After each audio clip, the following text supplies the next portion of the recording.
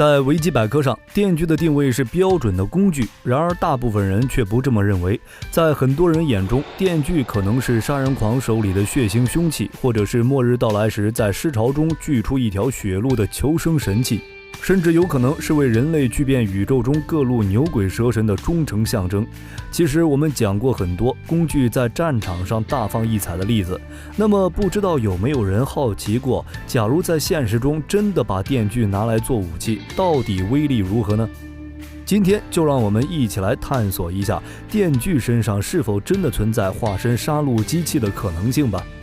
身为立于地球食物链顶端的恐怖直立猿，对于血腥和暴力的追求似乎是刻在我们 DNA 里的本能，因此很多时候单纯的刀枪剑戟已经不足以刺激我们感官，而电锯就是在这时候被人褪去了工具这层身份，在各种作品里开始了作为武器的兼职。巨大的尺寸伴随着机车引擎般的轰鸣声，挥舞起来时链条撕扯躯体，瞬间血肉横飞的场面，配上受害者的悲鸣，说暴力美学这个词就是为此而生也不过分。不过我们暂且抛开电锯的实战效果不谈，首先还是来纠正一个误区。拜德州电锯杀人狂、西班牙电锯大屠杀等重口味恐怖片的译名所赐，其实很多人对于电锯印象来源于它的同类油锯，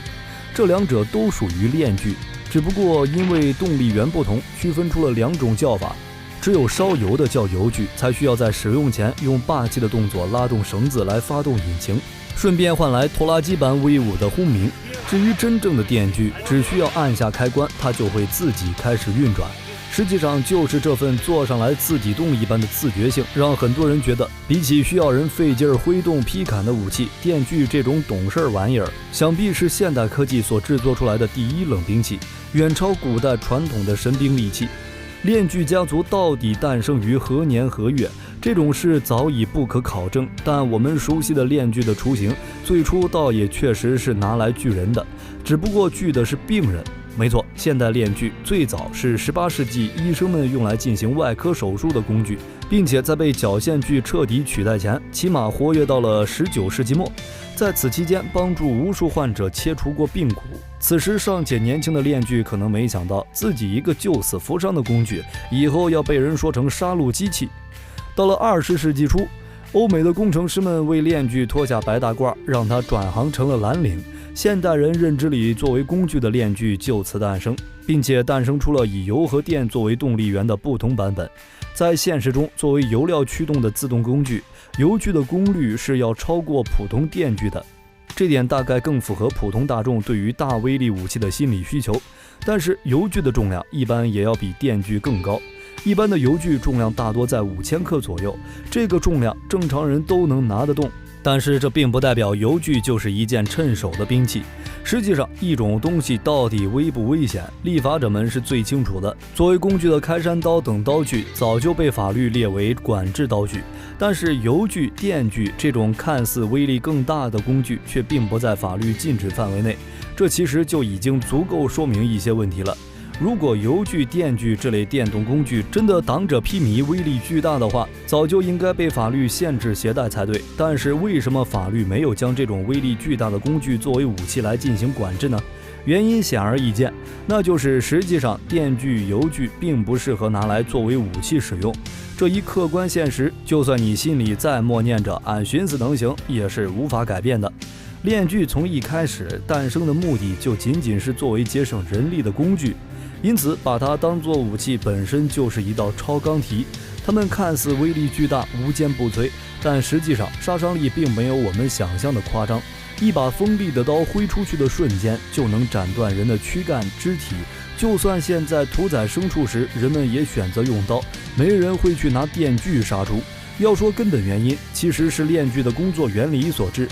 链锯，它造成伤害的原理并非刀刃那样的切割，而是利用锯齿去锯，硬生生把目标锯开。作为工具时还无所谓，如果拿来做武器的话，锯的杀伤效率肯定是不如切割的，无法做到瞬间一下切断动物或人的躯干或是肢体。在战场上肯定没人肯陪你在这儿磨洋工，杀伤慢就意味着被反杀的几率大大提升。因此链锯除了产生伤口比起刃伤难以缝合外，其杀伤力其实是低于利刃伤的。很多人觉得电锯被碰到就要完的印象其实是错误的，而且链锯发动时产生的巨大噪音也决定了链锯是无法发动突然袭击的。即便是手无寸铁的人听见有人拿链锯冲过来，一心想跑的话，拿笨重链锯的人也很难追上。更何况末日片里的僵尸是个有9个设定里都对声音敏感，拎着电锯去打僵尸，恐怕最后也是个移动的尸潮诱发器。同时，链锯的链条也是一个比较容易损坏的部位，在实战中一旦损坏的话，那链锯就只能拿来砸人，变成一坨坠手的铁疙瘩了。受过训练的人出刀速度非常快，笨重的链锯加上马达的震动会干扰对于锯的细微操控，这决定了链锯很难及时格挡，笨重的体态决定了完全没有反击的机会。而油锯装满油，高达11斤的重量，决定了它挥舞的速度要远比同长度的利刃类冷兵器慢得多，而它的握持方式也决定了挥舞的角度极其单一，这直接导致非常容易预判油锯的攻击轨迹，从而进行躲闪。这点在《生化危机7》里战过岳父杰克的人恐怕是深有体会。而链锯最致命的缺陷就是对于柔软的纤维类物体难以切断，所以真的有人用链锯作为武器的话，只需要脱下外套甩到链锯上，就很容易导致链锯卡链故障，失去威胁。这个时候趁着对方傻眼时冲上去一顿王八拳，或者直接跑路打电话报警，都有充足的时间。所以总体来说，现实中拿链锯当武器使用，不管怎么看都是不太明智的选择。链锯生来就是为了成为工具，就别勉强它涉足自己不擅长的领域了。这时可能有人会想起来战锤 40K 里的链锯剑，现在也有不少玩家粉丝试图去还原这种武器，只不过在第41千年的技术加持下，设定中的链锯剑显然不能跟现在的链锯同日而语。